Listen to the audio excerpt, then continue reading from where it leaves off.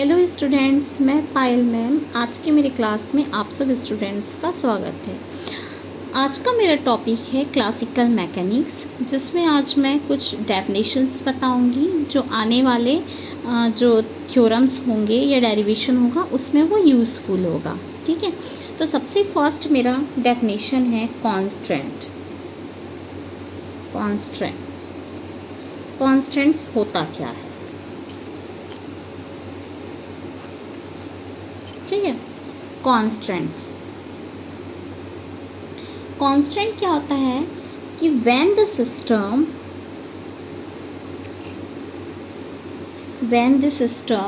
of particles are in motion, they cannot proceed arbitrarily.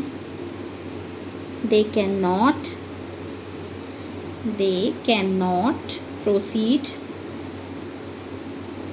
arbitrary in any manners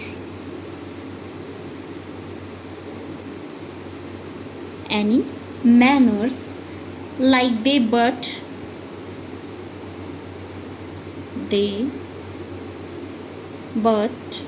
have to obey some restriction during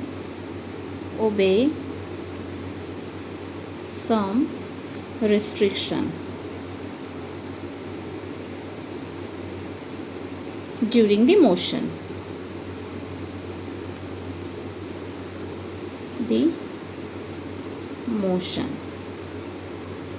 This restriction is called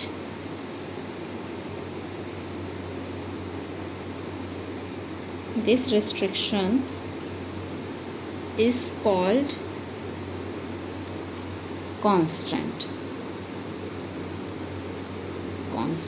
ठीक, तो क्या होता है आपका constant क्या होता है कि जब सिस्टम ऑफ पार्टिकल्स, ठीक है, अगर हम क्या कर रहे हैं, कोई भी पार्टिकल्स क्या कर रही है, गति कर रही किसी सिस्टम में, तो वो क्या करती है, कोई भी मैनर को फॉलो नहीं करती है। ठीक है, प्रोसीड आर्बिट्री, स्वेच्छ रूप से कोई भी गति कर रही है पार्टिकल्स, किसमें, किसी भी सिस्टम में अगर कोई पार्टिकल्स स्वेच्छ गति कर रही है, ठीक, परंतु वो उस गति के दौरान कुछ ना कुछ क्या करेगी, रिस्ट्रिक्शन को फॉलो करेगी। ठीक है, तो वो जो रिस्ट्रिक्शन को फॉलो करती है उसी को हम क्या बोलते हैं, कांस्टेंट बोलते हैं। या हम अदर वर्ड्स में बोल सकते हैं कि अगर कोई पार्टिकल मोशन के लिए कोई कंडीशन को फॉलो करती है तो वो कंडीशन ही क्या कहलाता है, कांस्टेंट कहलाता है।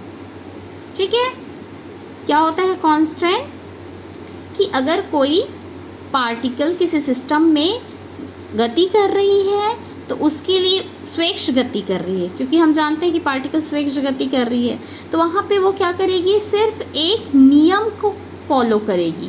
ठीक है, कोई एक नियम को फॉलो कर रही है तो उसी रिस्ट्रिक्शन या वो कंडीशन को हम क्या बोलेंगे, कांस्टेंट बोलेंगे। ठीक है, अब कांस्टेंट क्या होते हैं उसको हम क्लासीफाइड कर सकते हैं।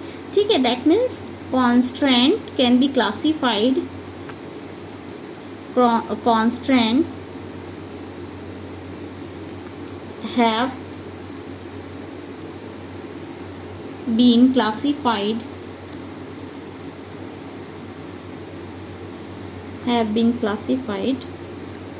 as, अब इसको कैसे कैसे हम क्लासीफाइड कर सकते हैं, एक तो होलोनोमिक कांस्टेंट और दूसरा होता है आपका नॉन होलोनोमिक। ठीक है, नॉन होलोनोमिक कांस्टेंट। ठीक है, एक होता है आपका होलोनोमिक कांस्टेंट और दूसरा क्या होता है आपका नॉन होलोनोमिक कांस्टेंट। ठीक है, अब होलोनोमिक और नॉन होलोनोमिक जो दो हैं वो किसको बोलेंगे कि ये होलोनोमिक कांस्टेंट है और किसको बोलेंगे कि ये नॉन होलोनोमिक कांस्टेंट है। तो सबसे फर्स्ट हम ले लेते हैं आपका होलोनोमिक कांस्टेंट के बारे में। ठीक है, कि क्या होता है आपका होलोनोमिक कांस्टेंट। फर्स्ट हम ले लेते हैं होलोनोमिक कांस्टेंट। ठीक है। होलोनोमिक कांस्टेंट, होलोनोमिक कांस्टेंट किसको कहते हैं? तो होलोनोमिक कांस्टेंट किसको बोलेंगे कि अगर आपके पास क्या है, कोई कोऑर्डिनेट है, ठीक है, इफ द कोऑर्डिनेट, अगर क्या है आपका कोई कोऑर्डिनेट है, ठीक, अब कोई कोऑर्डिनेट है तो उसको हम कैसे एक्सप्रेस करेंगे? तो coordinate can be express in the form, किस फॉर्म में एक्सप्रेस कर रहे हैं उस कोऑर्डिनेट को हम? एफ के, ठीक है। अब कोऑर्डिनेट को एक्सप्रेस कर रहे, that means R1 R2 Rn तक T, ठीक। यहाँ पे आपके क्या हो जाएंगे 0, जहाँ पे k इक्वल क्या है आपका 1 2 से लेके m। आप इसको चाहोगे तो एक इक्वेशन दे सकते हो, ठीक है। क्या किया है आपने होलोनोमिक कांस्टेंट में कि अगर कोई कोऑर्डिनेट है जिसको हम कैसे एक्सप्रेस कर रहे हैं, एफ के R1 से लेके Rn तक T इक्वल 0 में, तो कांस्टेंट को हम होलोनोमिक बोलेंगे, ठीक है। Then constant are called holonomic, are called holonomic where, जहाँ पे k क्या रिप्रेजेंट कर रहा है, ये हमने लिखा है ना एफ के, तो यहाँ पे देखो सब स्क्रिप्ट में आपका k है, तो k क्या रिप्रेजेंट कर रहा है? तो k क्या रिप्रेजेंट कर रहा है? Represent the number of constant equation को, ठीक है। क्या रिप्रेजेंट कर रहा है? Represent the number of constant equation, constant equation को, ठीक। और देखिए यहाँ पे k को तो बता दिया कि k क्या रिप्रेजेंट कर रहा था? नंबर ऑफ कांस्टेंट इक्वेशन को। अब देखो R1 R2 ये कहाँ तक गया है? Rn तक गया। ये क्या रिप्रेजेंट करेगा? Position of particle at time t को, क्योंकि t भी बता रहा है, तो ये क्या है आपका पोजीशन ऑफ पार्टिकल है कि जो पार्टिकल है वो कहाँ पर है, ठीक है। तो ये क्या बता रहा है? R1 R2 से लेकर के आपके Rn तक है। ये क्या रिप्रेजेंट कर रहे हैं? क्या रिप्रेजेंट कर रहे हैं आपके? पोजीशन ऑफ पार्टिकल को, ठीक है, पोजीशन ऑफ पार्टिकल, ठीक है। वो पार्टिकल कहाँ पे है? एट किस टाइम पे? तो टाइम लगा है एट टाइम, देखिए t, तो एट टाइम t पे, ठीक। सो होलोनोमिक कांस्टेंट को हम कैसे एक्सप्रेस कर सकते हैं? इसको और अदर वर्ड्स में हम क्या बोल सकते हैं? सो होलोनोमिक कांस्टेंट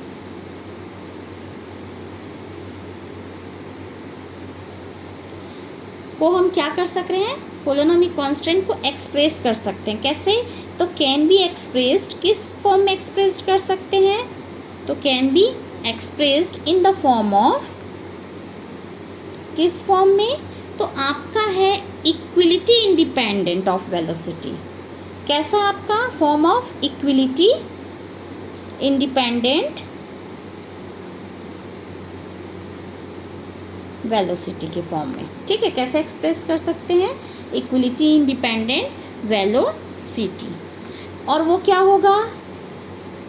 कैसे होगा कि वो क्या होंगे आपके? इंटीग्रेबल भी होंगे। दे आर कैसे होंगे आपके? इंटीग्रेबल होंगे, ग्रेबल, ठीक है, विथ रिस्पेक्ट टू टी। क्या होंगे आपके? इंटीग्रेबल भी होंगे, ठीक है। किसके रिस्पेक्ट में? टी के रिस्पेक्ट में। अगर जो कांस्टेंट है, इफ द कांस्टेंट रिलेशन,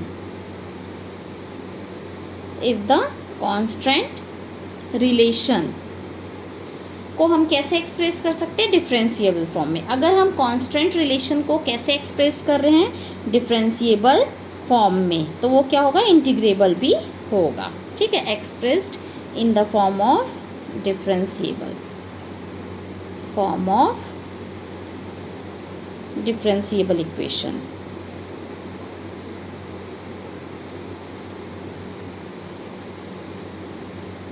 ठीक है।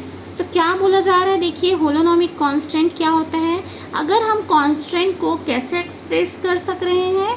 किस फॉर्म में? एफ के R1 से लेके Rn t इक्वल 0 पे, जहाँ पे आपको बताना पड़ेगा कि k क्या रिप्रेजेंट कर रहा है, नंबर ऑफ कांस्टेंट इक्वेशन को, r1 से rn क्या रिप्रेजेंट कर रहा है आपका, पोजीशन ऑफ पार्टिकल को किसी भी टाइम t पे।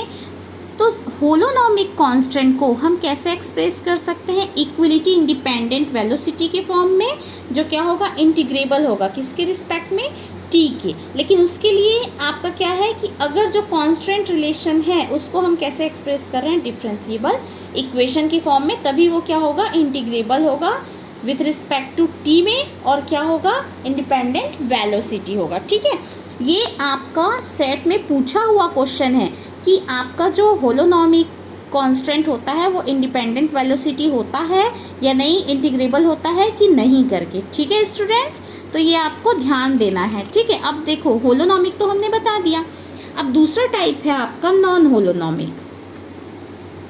Non holonomic constant, non holonomic constant क्या होता है, तो ये क्या है, जिसको हम एक्सप्रेस नहीं कर सकते। अभी हमने क्या बोला था, होलोनॉमिक कांस्टेंट को इक्विलिटी इंडिपेंडेंट वेलोसिटी के फॉर्म में एक्सप्रेस कर सकते हैं, बोले थे ना, पर इसको हम क्या कर सकते हैं, नहीं कर सकते हैं। That means a constant which can not be, जिसको हम क्या नहीं कर सकते, एक्सप्रेस नहीं कर सकते, which can not be expressed in the form of equality, in the form of equality first. ठीक है, इसको हम इक्वलिटी की फॉर्म में नहीं कर सक रहे हैं, और होलोनॉमिक को हम कर पाते थे। ठीक है, और अब इंडिपेंडेंट नहीं है, दैट मीन्स ये कैसा होगा, डिपेंडेंट होगा। दैट मीन्स और विच डिपेंड ऑन वेलोसिटी, वो कैसा था, वेलोसिटी से कैसा था, इंडिपेंडेंट था। लेकिन ये क्या रहेगा आपका, वेलोसिटीज पे क्या करेगा, डिपेंड करेगा। जो नॉन होलोनॉमिक है वो क्या करेगा, वेलोसिटी पे डिपेंड करेगा, और इक्वलिटी के फॉर्म में उसको एक्सप्रेस नहीं कर सकते। लेकिन जो होलोनॉमिक कांस्टेंट है उसको आप इक्वलिटी फॉर्म में एक्सप्रेस कर सकते हो, और वो इंडिपेंडेंट होता है किससे, वेलोसिटी से। दैट मीन्स इसी को हम क्या बोलते हैं, is called non होलोनॉमिक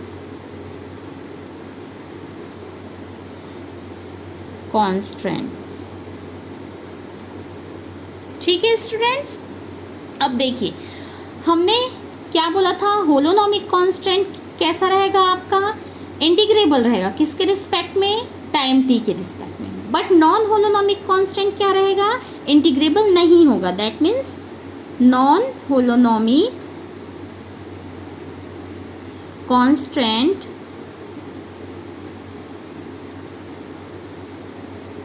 equation are not integrable with respect to t।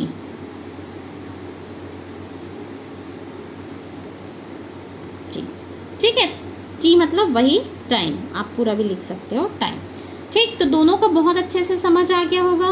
वो क्या रहेगा, इक्वलिटी रहेगा, ये इक्वलिटी नहीं रहेगा, वो इंडिपेंडेंट रहेगा, स्वतंत्र रहेगा वेलोसिटी से, लेकिन ये डिपेंड करेगा वेलोसिटी पे। ये क्या रहेगा आपका, इंटीग्रेबल नहीं रहेगा नॉन होलोनॉमिक। लेकिन होलोनॉमिक क्या रहेगा आपका, इंटीग्रेबल रहेगा किसके रिस्पेक्ट में, टाइम t के रिस्पेक्ट में। क्लियर है यहाँ तक के स्टूडेंट्स। ठीक है, ये दो चीज़ें बहुत ही इम्पॉर्टेंट थी। अब हम एक और बता देते हैं। ठीक है, डायनेमिकल सिस्टम। डायनेमिकल सिस्टम हर जगह यूज होगा कि डायनेमिकल सिस्टम है, डायनेमिकल सिस्टम है। तो ये आखिर होता क्या है डायनेमिकल सिस्टम, तो एक system of particle, a system of particle is called dynamical system.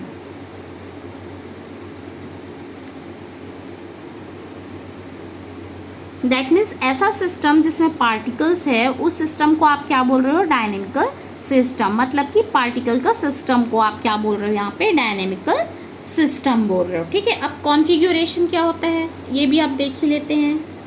Configuration क्या होते हैं? The set of position of particle, the set of position of particle is known as configuration।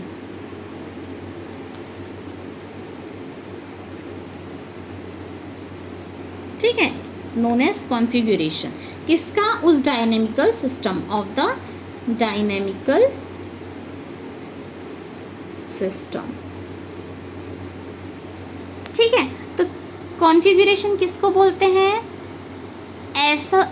ऐसे पार्टिकल्स का set, that means the set of position of particle, that means बहुत सारे particle हैं तो हर particle का एक पोजीशन होगा, उन सब का जो सेट रहेगा उसी को आप क्या बोलते हो? कॉन्फ़िगरेशन बोलते हो। किसका? उस डायनेमिकल सिस्टम का। देखेंगे तो सभी एक दूसरे से लिंक्ड है, क्योंकि सिस्टम है, सिस्टम में पार्टिकल है तो कहीं ना कहीं पोजीशन पे होगा, उसको आप क्या बोल रहे हो यहाँ पे? कॉन्फ़िगरेशन, उन सब का सेट, ठीक है स्टूडेंट्स। Thank you students. मेरे वीडियो को लाइक और सब्सक्राइब करना ना भूलें। अगर कोई दिक्कत हो, कोई प्रॉब्लम हो तो मुझसे शेयर कर सकते हैं। Thank you.